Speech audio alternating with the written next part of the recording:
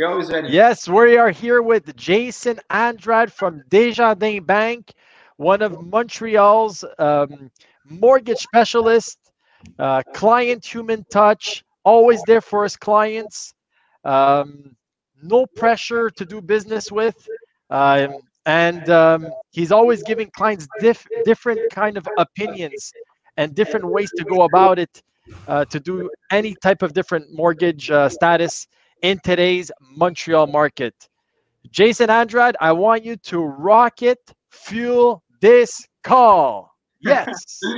Thanks, Vince, for that amazing introduction. I'm really happy to see you guys this morning and be here with you guys. Fantastic, fantastic. Jason, it's going to be very simple. First of all, in 15, 20 seconds, en français ou en anglais, Jason, it doesn't matter. 15, 20 seconds, can you just present yourself for the people that doesn't know you? Sure. So I've been working for Desjardins for 12 years now. Makes me sound old. 12 ans, ça passe très vite, mais je crois que ça passe vite parce que j'adore ce que je fais. J'ai évolué à différents postes chez Desjardins, mais maintenant, je me spécialise vraiment en tout ce qui est financement hypothécaire, donc différentes stratégies. Si vous avez quoi que ce soit, je suis là pour vous. Excellent, excellent. Alors, on va avoir quelques petites questions pour toi, Jason. Rapidement, juste on va travailler différents éléments ensemble, mais les questions qu'on a, il n'y a pas de questions pièges, c'est toutes des choses que tu connais bien. Rapidement, pour les gens qui nous écoutent, parce que peut-être qu'ils sont curieux de savoir les taux hypothécaires, ça ressemble à quoi aujourd'hui en ce moment, là? Mais en fait, si on compare là, avec ce qu'on a vu il y a peut-être 12 mois, les taux sont très intéressants. On a vu des baisses de taux là, dans les dernières semaines, derniers mois. Je vous avoue que c'est un petit peu un roller coaster d'émotions quand on y pense parce que on a vu les taux augmenter, les taux rebaisser très rapidement. Puis ça, je pense que c'est vraiment dû à toute l'incertitude économique. Mais ce que je pourrais vous dire, là, si je pourrais peut-être vous donner un petit range, là, l'année dernière, à la même période, on se situait aux alentours de 3% pour les taux, mettons un taux fixe.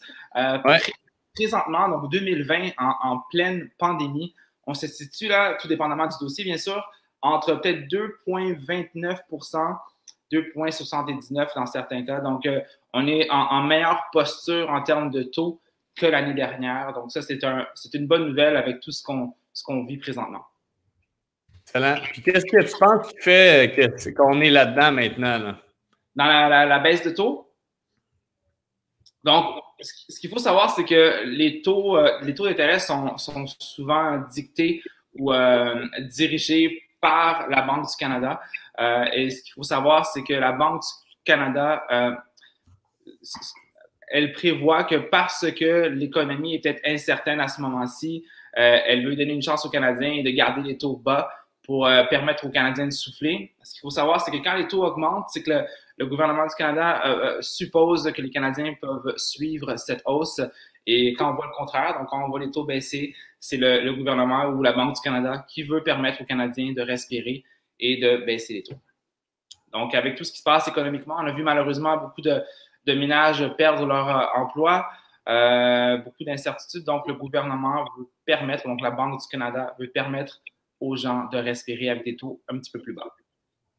Excellent, excellent. Vincent, pose-lui la deuxième question. Qu'est-ce qui se passe avec les changements, ici, on va dire ici le 1er juillet 2020? Très honnêtement, c'est un changement qui est important, il faut le dire. C'est un changement qui va impacter directement beaucoup d'emprunteurs. Puis je vous mets un petit peu en contexte là, ce qui a été annoncé là, récemment par la SCHL. Donc la SCHL, c'est un assureur hypothécaire. Okay? Ce qu'il faut savoir, c'est que traditionnellement, si une personne veut acheter une propriété, okay, et qu'elle fait affaire directement avec l'institution financière, elle doit au moins avoir 20% de mise de fonds. Donc ça, c'est important parce que la grande majorité des gens n'ont pas 20% de mise de fonds et doivent passer par l'entremise de la SCHL. Donc ça, c'est important parce que la SCHL, quand on fait notre financement hypothécaire avec eux, ce qu'ils nous disent, c'est qu'évidemment, ils ne veulent pas que votre hypothèque prenne trop de place sur votre budget. Ça fait du sens parce qu'on ne veut pas que les gens soient trop endettés non plus. On ne veut pas qu'acheter une propriété fasse en sorte que vous dormiez mal le soir et que vous n'arriviez pas à manger, évidemment. Donc, en termes de chiffres, ce que ça voulait dire, c'est que la SCHL les institutions financières aussi, je vous dirais, disaient que avec vos engagements que vous avez, donc carte de crédit, les dettes et les autres engagements, et ajoutant à l'hypothèque, ça ne peut pas prendre plus de 44% de votre budget. Ça, c'était avant. Okay? Ce qui veut dire que votre nouvelle hypothèque, quand on prend en considération ce que vous gagnez comme revenu, elle ne peut pas prendre plus de 44% de votre budget. Ça, c'est important parce que tout récemment, la SCHL a annoncé qu'à partir du 1er juillet, donc dans quelques jours, en fait, un emprunteur ne pourra pas acheter une propriété si cette propriété-là, cette hypothèque-là, prend plus de 42% de son budget. Donc, vous allez me dire, Jason, c'est quoi la différence? 44, 42, ça semble être très peu, mais ça a une importance sur la capacité d'emprunt des gens. Donc, pour faire très sommairement, là, vous donner un exemple, une personne qui pouvait acheter une propriété à 550 000 pourra peut-être maintenant le faire à 510 000. Donc, capacité d'emprunt va être un petit peu réduite. Par contre, les gars, je ne sais pas si vous le savez, dans tout ça, j'ai une bonne nouvelle pour vous. OK? Donc, pour plusieurs personnes, ça, c'est une mauvaise nouvelle parce que ça veut dire qu'ils devront emprunter moins. OK? Mais je ne sais pas si vous avez déjà entendu parler de la Genworth, si ça vous dit quelque chose. Oui, oui. Donc, Genworth Canada, ça fait des années qu'ils existent. Donc, Genworth Canada, c'est l'équivalent de la SCHL, mais tout simplement, c'est une compagnie privée versus une compagnie paragouvernementale. Donc, Genworth Canada, si je l'ai confirmé même ce matin là, pour en avoir la certitude par un de leurs représentants, ils vont garder le statu quo à 44%. Ça, c'est super important parce que la Genworth, ça ne coûte pas plus cher de passer par eux. Les termes sont les mêmes. Par contre, ils sont un petit peu plus optimistes par rapport à l'économie canadienne et le marché québécois. Donc, oui, une grosse nouvelle qui a été annoncée par la SCHL, puis on en parle beaucoup parce que la SCHL, on ne se le cachera pas, c'est peut-être le plus gros joueur dans le marché en termes d'assureurs hypothécaires. Par contre, bonne nouvelle, on a toujours la Genworth qui est là pour supporter les membres qui sont un petit peu plus serrés dans leur budget. Excellent point, Jason. Puis je pense que ça peut apporter à ce moment-là certains points de différents ou une option, par exemple, pour un emprunteur, comme tu le mentionnes si bien, quelqu'un qui disait ben, tu sais quoi, j'ai trouvé la maison de rêve à 540 000, j'aimerais ça l'acheter. Finalement, j'ai un offre acceptée à 530 000, exemple. Puis là, ben, à cause du changement qui, avant ça, était peut-être qualifié pour 550, là, il s'adonne à être qualifié pour 510, donc il y a un écart entre les deux. Là, tu te dis, ben, tu sais quoi, on peut aller voir Genworth, puis on va aller justement rechercher cette capacité d'emprunt-là. Ça fait. Puis ça, c'est un excellent point, Jean-Philippe. Puis ce qu'il faut savoir, c'est que c'est fait de façon responsable. Si une personne achète une propriété et que ça occupe seulement 33% de son budget, mais tout le reste est négatif, par exemple des retards de paiement, une situation instable, donc c'est possible que le prêt soit refusé. Par contre, à l'inverse, une personne qui a un budget à 43 ou 44%, par contre, est vraiment à son affaire, jamais de retard de paiement, est une personne structurée dans ses finances, oui, là, c'est une super belle opportunité pour être accepté pour un prêt. Excellent, excellent. J'ai une question différente pour toi, disons. C'est quoi l'avantage de travailler directement avec Desjardins ou avec toi, par exemple, Jason, versus aller voir un courtier hypothécaire? Donc, c'est important de savoir, ça, c'est une excellente question. C'est sûr que je vais prêcher un peu pour ma paroisse, c'est normal. Mais ce qu'il faut savoir, c'est que les représentants hypothécaires, donc moi, on est vraiment des spécialistes dans toutes les stratégies de Desjardins. Puis ça, c'est important parce que Desjardins, c'est le plus grand et le plus important prêteur au Québec. Ça veut dire que des stratégies, on en a et on en a plusieurs. Une des stratégies qui est la plus appréciée, je crois, par nos membres, c'est le fait que Desjardins va considérer les allocations familiales comme un revenu gagné. Donc, une famille qui veut acheter une propriété et qui a des enfants a plus de chances d'emprunter avec Desjardins que d'emprunter avec une autre institution financière. Parce que nous, on calcule plus de revenus pour cette personne-là. Donc, nous, les représentants Desjardins, pour répondre à ta question, Jean-Philippe, on est des spécialistes dans tous ces petits détails-là. Et ça, c'est important parce que vous le savez mieux que n'importe qui, une acceptation hypothécaire, on n'a pas beaucoup de temps, ça va très vite. C'est un marché qui est complètement rapide, si on veut, et il faut pas perdre de temps. Donc, nous, notre rôle, c'est d'accepter le dossier rapidement et de proposer la plus importante stratégie au meilleur moment. Excellent, excellent. C'est d'aller direct vers l'objectif. J'ai vu dans le passé, je veux dire, il y a toutes sortes de monde. Puis il peut y avoir des courtiers hypothécaires qui sont excellents également. Puis je ne veux pas généraliser la situation. Je pense qu'il y a d'excellents courtiers hypothécaires. Il y a d'excellents spécialistes hypothécaires également. Dans les deux cas, dans les deux mondes ou les deux environnements, il y a des points qui sont similaires. Je pense que d'un bon courtier hypothécaire peut faire une très bonne job, puis un bon spécialiste hypothécaire comme Jason peut faire une très bonne job également.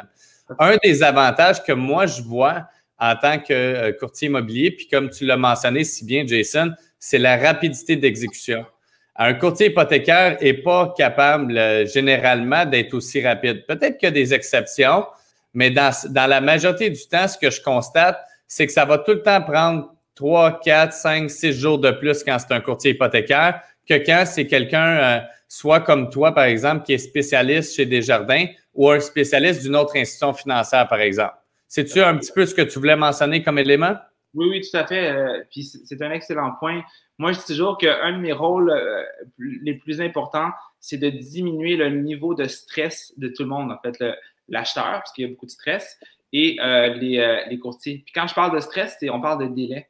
On veut avoir une acceptation hypothécaire dans les délais requis parce que ça peut être très stressant de savoir que votre propriété, vous pouvez peut-être la perdre parce que il y a une personne qui est en deuxième rang pour l'acheter puis vous avez dépassé le délai. Donc ça, c'est super important. Excellent point. Super. Jason, petite question pour te demander. Il y a beaucoup d'acheteurs présentement, on va dire, qui visitent les propriétés dans le secteur puis disent mais j'ai besoin de rénover la cuisine, j'ai besoin de rénover la salle de bain, j'ai besoin de renforcer la structure. Comment ça marche avec Desjardins? Est-ce que Desjardins peut financer ces travaux-là? En fait, la vérité, c'est qu'à Montréal, beaucoup de propriétés ont besoin d'amour. On ne se le cachera pas. C'est des propriétés qui sont fantastiques, bien situées, mais ont besoin d'amour. Puis ça, c'est correct. On veut aussi les mettre à notre goût. Puis nous, Desjardins, on est tout à fait à l'aise et confortable avec ce type de projet. Puis si j'ai un conseil à vous donner par rapport à ça aux acheteurs, lorsque vous visitez une propriété ou que vous achetez une propriété et que vous prévoyez faire des rénovations, faites la demande au début du processus. Je vais vous dire pourquoi. C'est que très simplement, si vous avez des rénovations importantes à faire, c'est pas grave. Ça, que ce soit 20 000 ou 200 000 de rénovations, nous, on a différentes stratégies pour vous accompagner là-dedans. Ce qu'il faut savoir, s'il y a une chose qu'il faut savoir, c'est que si vous prévoyez le faire dans 1 an ou 2, demandez-le tout de suite parce que c'est beaucoup plus difficile d'avoir une acceptation pour des rénovations une fois que le prêt est entamé. Surtout, combien de temps, combien de prêts que tu pourrais emprunter vers un client? Est-ce que c'est 20 000, 30 000, 40 000? C'est quoi le montant environ? Donc, je te dirais, Vince, c'est une bonne question. La plupart des gens rénovent les mêmes pièces. La salle de bain, la cuisine. Puis, on s'entend tout dépendamment de nos goûts. Toi, je sais que Vince, t'as des goûts de luxe. Fait que peut-être ta salle de bain à toi coûterait 70 000. Mais je sais que la plupart des prêts, je te dirais, rénovation, vont tourner autour de peut-être 25 à 40 000. Par contre, nous, Desjardins, puis pour en avoir fait beaucoup, il n'y a pas de limite. On préfère des prêts à 300 000 de rénovation. Pas de limite. Excellent. Puis les gens, à ce moment-là, ils vont mettre un 20 de mise de fonds, exemple, sur le 300 000. C'est ça c'est ça? Tout à fait. Donc, ce qu'il faut savoir, en fait, c'est que ce soit 20 c'est si on passe directement avec l'institution financière. Par contre, même en passant par la SCHL ou Genworth, si on fait un calcul simple, un achat de propriété à 300 000 et des rénovations de 100 000, donc ça fait un total de 400 000, donc 300 plus 100, vous pouvez mettre 20 de ce 300-là, mais vous pouvez aussi mettre le minimum si vous passez par l'entremise de la SCHL, donc 5 du montant total.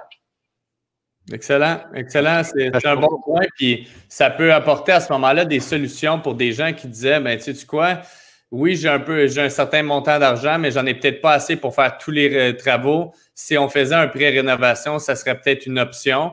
Oui. Le taux hypothécaire, est-ce qu'il est plus élevé parce qu'il y a un prêt rénovation ou est-ce que c'est des taux aussi compétitifs que les autres? Excellente question. Puis, je vais te parler rapidement d'un autre avantage de Desjardins. C'est que oui, donc la réponse rapide, c'est les taux sont les mêmes. Okay? Les taux sont les mêmes pour un prêt rénovation. Par contre, Desjardins permet aux membres d'avoir une marge hypothécaire. Ça, c'est important parce que, puis ça, je vais vous dire pourquoi c'est super important, c'est que dans les autres institutions financières, quand vous faites des rénovations, là, le montant s'ajoute au complet sur votre hypothèque. Donc, ce que ça veut dire, c'est que vous payez ces rénovations-là pendant 25 ans. Mais si vous, ça ne vous tente pas de payer votre salle de bain pendant 25 ans, parce que ça fait cher de salle de bain, bien, nous, on peut structurer le prêt pour que l'hypothèque soit sur 25 ans, mais les rénaux, si vous le voulez bien sûr, pourraient être sur une période de temps qui est plus courte. Donc, 5 ans, 10 ans, peu importe, avec un taux d'intérêt qui est aussi compétitif. OK. Excellent. Excellent point. Y a-t-il d'autres choses que tu aimerais dire aux gens qui nous écoutent? On a quand même traversé différents sujets, Jason, que ce soit taux hypothécaire, l'avantage de travailler avec toi versus un courtier hypothécaire, achat-rénovation. On a parlé de différents sujets aujourd'hui. Y a-t-il quelque chose d'autre que tu aurais en tête que tu dis, il me semble que ça serait le fun pour les gens qui nous écoutent, un petit affaire de plus, là, Jason? Oui, en fait, je vais vous parler d'une expérience personnelle, puis ça, c'est important parce que c'est un sujet de l'actualité. On en entend parler beaucoup, beaucoup, beaucoup. La santé du marché immobilier à Montréal. La SCHL, soit dit en passant, a annoncé récemment prévoir une baisse de 18 % de la valeur des propriétés. On parle beaucoup d'un ralentissement. Moi, ce que je peux vous dire, c'est que dans mon quotidien, Desjardins, en fait, on n'a jamais été aussi occupé. La vérité, c'est que ce ralentissement-là, s'il arrive, on ne l'a pas encore vu. À Montréal, le marché se porte très, très bien pour plusieurs raisons. Je vous avoue, il n'y a pas une raison en particulier, là, mais les membres qui ont mis de côté leur projet au mois de mars, avril et mai ne l'ont pas abandonné leur projet. Ce n'était que partie remise parce que l'on le voit, les offres d'achat ne cessent de rentrer chez Desjardins. Absolument, absolument. Puis comme tu l'as si bien mentionné, Jason, ça peut être différents points.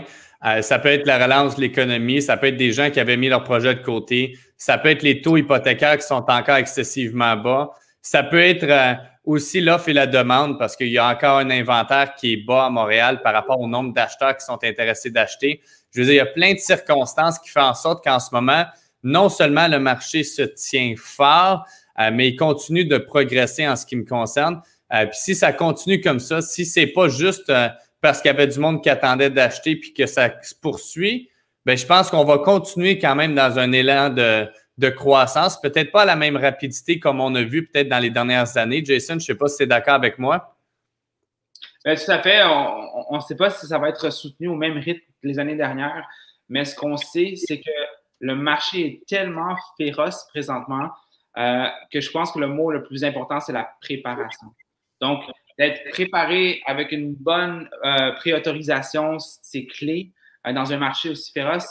D'avoir, ça, je vous dis ça, c'est peut-être le message du commanditaire, mais d'avoir un courtier immobilier comme vous qui va accompagner l'acheteur, mais ça, c'est vrai, c'est super important, qui va l'accompagner justement dans cette tempête-là d'offres d'achat et d'offres et contre-offres et de négociations. Donc, d'être préparé, c'est définitivement la clé dans ce marché-là présentement. Absolument, absolument. Vincent, as-tu un mot de la fin après l'interview extraordinaire qu'on a eu avec Jason? Beaucoup d'informations aujourd'hui avec Jason Andrade, Desjardins. Il est toujours là pour répondre aux questions de nos clients. Et merci beaucoup pour ton service aujourd'hui, puis nous donner plus d'informations. Puis on est là pour grandir ensemble. Oui. Puis si jamais quelqu'un a besoin d'avoir d'autres informations, comment la Caisse Desjardins fonctionne, puis comment Jason pourrait apporter différents types de formules pour vous. On va mettre ces informations en dessous de cette vidéo-là. Bon, merci beaucoup aujourd'hui, Jason, pour être là avec nous. Thank you so much, guys, for having me. Merci beaucoup à tous les deux. Je vous souhaite un super week-end et merci pour votre temps. Un affaire, Jason, un affaire. Say yes. Yes! Plus fort, say yes. Yes! Yes.